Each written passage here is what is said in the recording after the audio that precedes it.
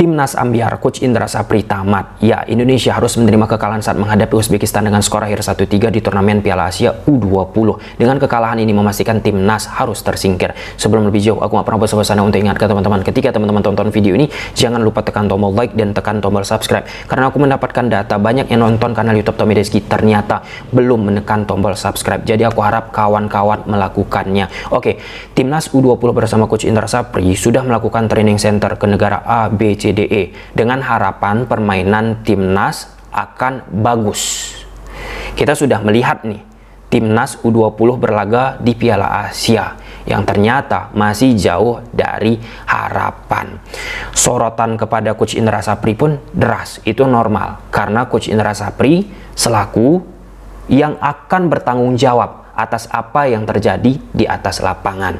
Simak video ini sampai akhir karena akan aku sampaikan posisi aku mengenai Coach Indra Sapri bagaimana. Oke, ada beberapa poin yang akan kita ulas di video ini. Yang pertama, kita sepakat Timnas U20 yang berlaga di Piala Asia diisi oleh mayoritas pemain-pemain yang berasal dari kompetisi domestik. Entah mereka mendapatkan menit bermain yang menetap atau sedikit menit bermain yang mereka rasakan. Saat kita melihat penampilan mereka di level Asia, ya, tidak sesuai yang kita inginkan. Banyak melakukan kesalahan-kesalahan elementer. Tetapi kalau kita bicara mereka bermain di kompetisi domestik kita, so far so good, mereka bisalah ya memberikan perlawanan yang istimewa. Apa yang terjadi bagi Timnas U20 Coach Indra Sapri ini tak jauh berbeda sedikit banyaknya dengan klub Liga Indonesia kita yang mewakili kompetisi domestik bermain di level Asia. Baru-baru ini Persib Bandung merasakannya. Mereka sangat amat dikdaya di Liga Indonesia kompetisi domestik dengan pemain-pemain lokalnya gacor semua. Kemudian dikombinasikan dengan pemain asingnya gacor. Kemudian dibawa pemain sekuat Persib tersebut di level Asia. Pemain lokalnya pun melakukan kesalahan-kesalahan elementer, sulit bersaing seperti yang dialami oleh pemain Timnas U20 kita. Pemain asingnya pun Persib Bandung nggak merata menampilkan permainan yang oke. Tentu kalau kita bicara sepak bola harus mengandalkan kolektivitas. Tidak bisa hanya mengandalkan 1, 2, 3 pemain. Nggak bisa hanya mengandalkan Tyron Delvino. Bukan kejadian ini hanya berlaku untuk Persib Bandung, tetapi PSM Makassar, Bali United, atau overall lah ya. Ketika ada perwakilan dari Liga Indonesia tampil di level yang lebih tinggi, pemain-pemain kita underperform. Gapnya muncul, jaraknya lebar. Dan kalau kita bicara fakta, kan yang kita harapkan seberapa jauh, seberapa panjang perwakilan liga kita untuk bisa bersaing. Nyatanya kita masih mengalami yang namanya kesulitan. Nah, artinya apa untuk poin pertama?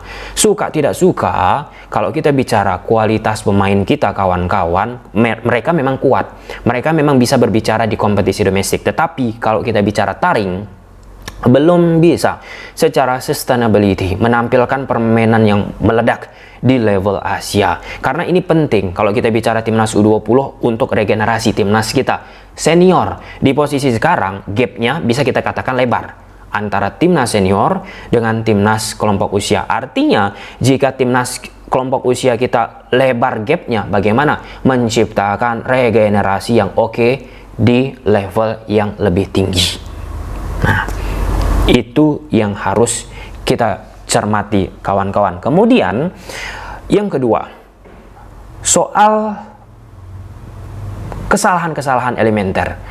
Ini khas sekali yang terjadi yang ditampilkan oleh pemain-pemain lokal kita. Apa itu? Di Timnas U20 lah yang berlaga di Piala Asia. Ball watching, kebobolan lewat bola-bola udara. Ini tanpa mengurangi rasa hormat terhadap pemain-pemain lokal kita. Awareness defensifnya, game intelligent, itu yang mau aku sampaikan. Game intelligent di atas lapangan. Game intelligent itu meliputi salah satunya awareness tadi, defensif pada saat bertahan. Bagaimana ditampilkan oleh pemain-pemain kita di atas lapangan. Kemudian decision making yang dimiliki oleh pemain-pemain kita. Positioning, movementnya. Nah, saat kita bicara Timnas U20 spesifik, Kala menghadapi Uzbekistan menjadi persoalan kencang decision making, awareness defensifnya, kemudian bagaimana movement, positioningnya, dan membuat ya pada fase build up yang kita bangun tidak bisa terrealisasi, kesulitan. Aku nggak memikirkan kayak mana kita memain sepak bola yang bagus, kayak mana kita bisa mengalahkan lawan kalau build up aja pun nggak bisa. Dan pada momen tersebut, lini pertahanan yang dimiliki oleh timnas Indonesia sebagai front lah ya, sebagai titik awal untuk bisa membangun serangan, gagal ataupun tidak prima untuk bisa menghold, untuk mengontrol, mengkonsolidasi bola tersebut, sehingga tatanan build up untuk masuk ke sektor tengah, masuk ke sektor depan akan sangat amat sulit. Nah, aku jujur aja kawan-kawan, ya sederhananya kayak mana kita bangun serangan kalau misal pemain tersebut nggak bisa mengaplikasikan. Nah, sekali lagi, untuk di level domestik mereka pasti bisa, pemain-pemain di atas lapangan, tapi untuk level yang lebih tinggi, ini yang menjadi persoalan kita. Bukan aku bicara timnas 20 kita berkaca juga, sekali lagi perlu aku garis bawahi dari level-level klub Liga Indonesia kita ketika bermain di level Asia. Bahkan kita bicara pemain asing lah, pemain asing tersebut bagus banget di Liga Indonesia, tapi bermain di level yang lebih tinggi hilang gitu saja. Nah, kemudian poin ketiga, di poin ini aku menilai pelatih harus tahu betul soal potensi. Kita kan pernah melihat yang namanya miracle, keajaiban. Contoh lah Leicester ketika mereka juara Premier League, mengalahkan kedikdayaan dari ya top 4, top 5 yang ada di Liga Inggris. Di momen tersebut Claudio Ranieri dipuja-puji. Kenapa? Dengan skuad yang ada, dengan skuad kualitasnya tidak jauh ataupun tidak lebih baik lah ya daripada klub-klub lain yang punya budget yang besar, Claudio Ranieri bisa mengeluarkan potensi. Artinya apa? Pelatih bisa mengeluarkan potensi pemain yang tadi yang tidak bagus menjadi bagus, yang tadi permainan tidak oke menjadi bagus. Untuk Coach Indra Sapri, ini bukan pengalaman pertama Coach Indra Sapri bermain di level Asia, yang dimana kita melihat Coach Indra Sapri kerap mengalami struggle, kesulitan. Tapi kalau kita bicara di level Asia Tenggara, angkat topi, Coach Indra Sapri gokil.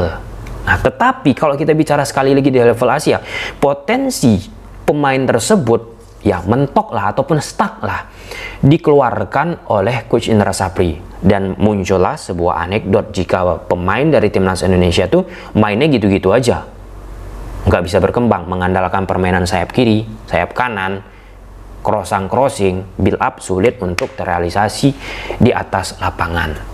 Dan ya, dengan segala yang kita bahas tadi, aku memikirkan tetaplah Coach Indra Sapri yang bertanggung jawab.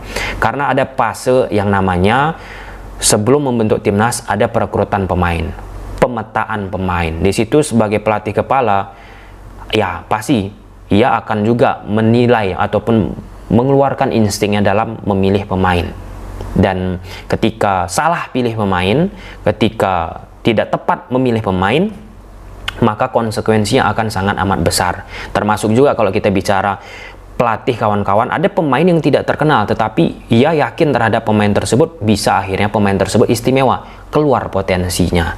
Nah, di poin ini clear ya kawan-kawan, Coach Indra Sapri bertanggung jawab. Kemudian yang kedua, timnas banyak kebobolan lewat situasi bola udara ataupun kesulitan lah di spam lawan, baik itu lawan Iran ataupun Uzbekistan dari duel bola udara. Itu salah pemain atau pelatih? Menurut aku kawan-kawan tetap yang bertanggung jawab yaitu Coach Indra Sapri, karena secara teoretikal sebagai analis ataupun pelatih-pelatih pasti ada diajari tentang prinsip ataupun latihan set piece defensif,